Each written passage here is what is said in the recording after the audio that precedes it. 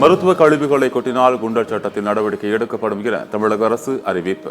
ஜூலை 8ஆம் தேதி முதல் சட்டம் அமலுக்கு வந்துள்ளது என்றும் தமிழ்நாடு அரசு தகவல்.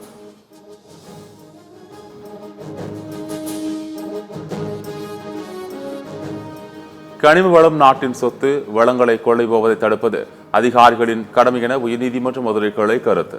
சட்டவிரோத மணல் குவாரிகள் மீது கடும் நடவடிக்கை எடுக்கப்பட வேண்டும் என்றும் அறிவுறுத்தல். ஜூலை 30 மருத்துவ கலந்தாய்வு தொடங்கும். அமைச்சர் மா சுப்பிரமணியன் அறிவிப்பு.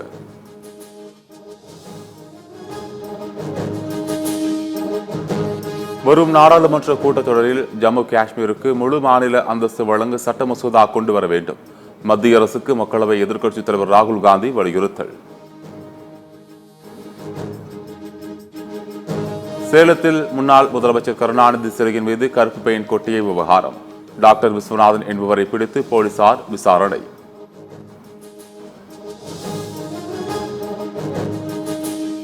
ரிதன்யா விவகாரத்தில் மகளிர் அமைப்புகள் கஞ்சா சாப்பிட்டுவிட்டு தூங்கிவிட்டார்களா என சீமான் பேசிய விவகாரம்.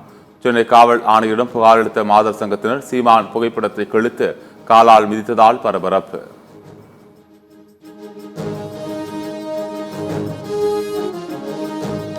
கிணற்றுக்குள் இருக்கும் தவளை போன்றவர் சீமான். மார்க்சிஸ்ட் கட்சி மாநில செயலாளர் சண்முகம் கடும் விமர்சனம்.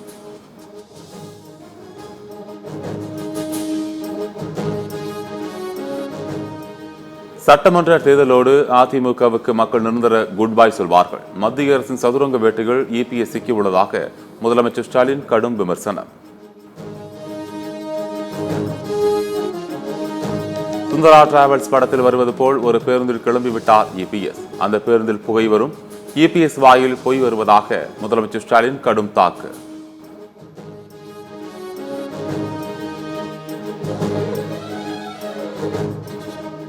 அதுக்கு நீ சரிபட்டு வரமாட்டே என்று முதலமைச்சர் விமர்சனத்திற்கு எதிர்க்கட்சித் தலைவர் பதிலடி. யாரோ சில ஸ்டாலின் மூளைக்குள்ளே போய் இவர் நடத்துறது நல்ல ஆட்சிதான் என்று நம்ப வைத்து விட்டார்கள் போல என விமர்சனம்.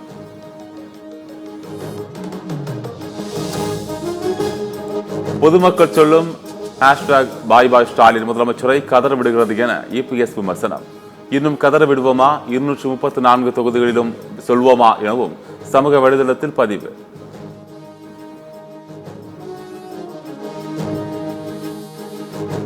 கொலை மிரட்டல் வருவதாக தமிழ்நாடு மணலாரி உரிமையாளர்கள் கூட்டமைப்பின் தலைவர் யுவராஜ் காவல்துறையில் புகார். ஆந்திராவைச் சேர்ந்த கடத்தல் கும்பல் மிரட்டுவதால் பாதுகாப்பு அளிக்க கோரிக்கை.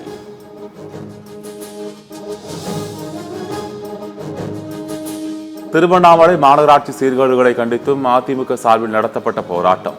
2 முன்னாள் அமைச்சர்கள் உட்பட 1000க்கும் மேற்பட்ட அதிமுகவினர் கைது.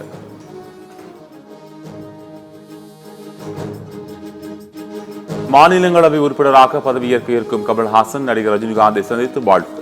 புதிய பயணத்தை நண்பர் ரஜினிகாந்துடன் பகிர்ந்து கொண்டதாக கமல்ஹாசன் மகிழ்ச்சி.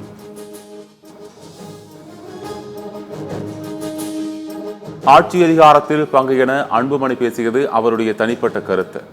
பாமக நிறுவனர் ராமதாஸ் பேட்டி.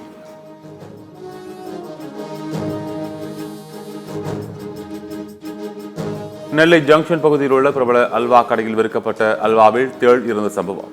சத்தியம் செய்தி எதிரொலியாக அல்வா கடையில் உணவு பாதுகாப்புத்துறை அதிகாரிகள் ஆய்வு.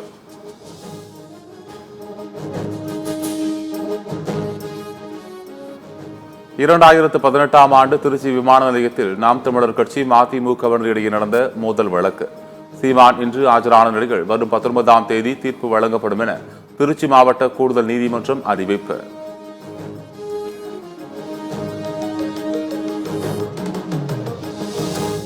கிருஷ்ணகிரி கேஆர்பி அணையிலிருந்து முதல் போக பாசனத்திற்காக தண்ணீர் திறப்பு. 16 ஊராட்சிகளில் உள்ள விவசாயிகளிடம் பயன்பெறும் என்பதால் விவசாயிகள் மகிழ்ச்சி.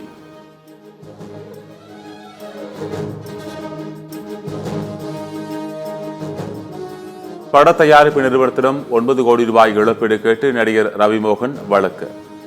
திரைப்பட தயாரிப்பு நிறுவனம் பதிலளிக்க சென்னை உயர்நீதிமன்றம் உத்தரவு.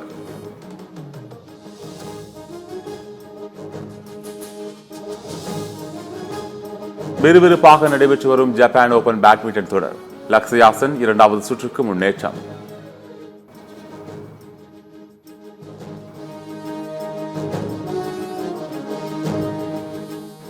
தொழில்நுட்ப கோளாறு காரணமாக திருவனந்தபுரத்தில் நிறுத்தி வைக்கப்பட்டிருந்த பிரிட்டிஷ் போர் விமானம் ஜூலை 23 திரும்பிச் செல்லும். விமானம் பறந்து செல்லுமா அல்லது சரக்கு விமானம் உதவியுடன் கொண்டு செல்லப்படுமா என்பது முடிவு செய்யப்படவில்லை எனவும் பிரிட்டிஷ் உயரதிகாரிகள் தகவல்.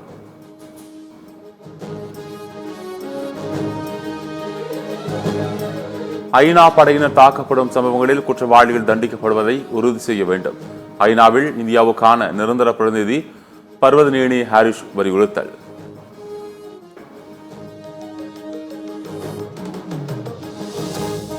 காசாவில் உதவிப் பொருட்கள் வழங்கும் இடத்தில் பயங்கர வன்முறை. கிளர்ச்சியாளர்கள் தூண்டிவிட்ட வன்முறையால் 19 பேர் கூட்டத்தில் மிதித்துக் கொல்லப்பட்டனர்.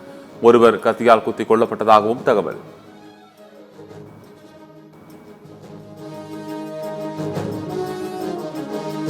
செப்டம்பர் மாதம் இந்தியா வரும் உசைன் போல்ட் ஏற்கனவே 2014ஆம் ஆண்டு இந்தியா வந்திருந்த நிலையில் இரண்டாவது முறையாக இந்தியா வருகிறார்.